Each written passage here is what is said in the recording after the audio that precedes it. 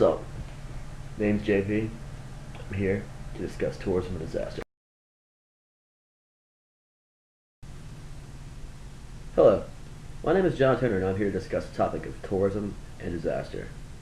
The presentation will aim at examining the impact of disaster on tourism, look at how relevant this issue is to the state of Florida. We'll also look at a case study of Hurricane Irene and how it affected the East Coast this past summer. First topic I'm going to look at is how tourism is affected by disaster.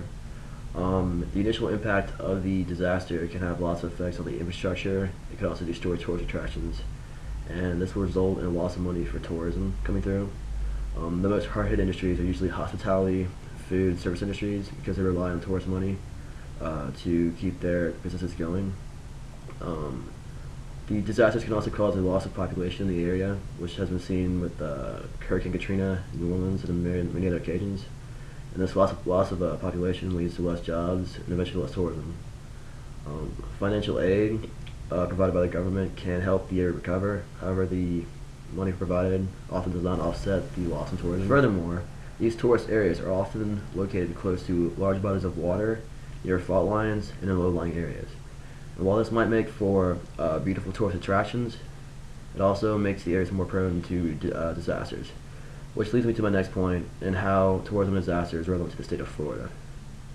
Florida is a tourism-based economy. According to the State Department, tourism is responsible for $57 million worth of economy each year, and 76.8 million visitors come to Florida each year, making it the top tourist destination in the country. Because there's no state tax in Florida, the only way the state government is able to make money is through federal government aid and through a sales and corporate tax. And this tax is reliant on tourism's money coming through. While most of this presentation is focused on the general effects of tourism and disaster, I wanted to take the last topic to look at a case study of how Hurricane Irene affected the east coast of the United States this past summer. Hurricane Irene became a storm that went through the Caribbean, caused widespread damage, had major beach erosion in Florida, and eventually made landfall in the Outer Banks of North Carolina. This hurricane was of special importance to me, as my cousin lived in Hatteras in the Outer Banks of North Carolina. The Hurricane Irene caused $71 million in damage and caused widespread disruption of tourism in the area.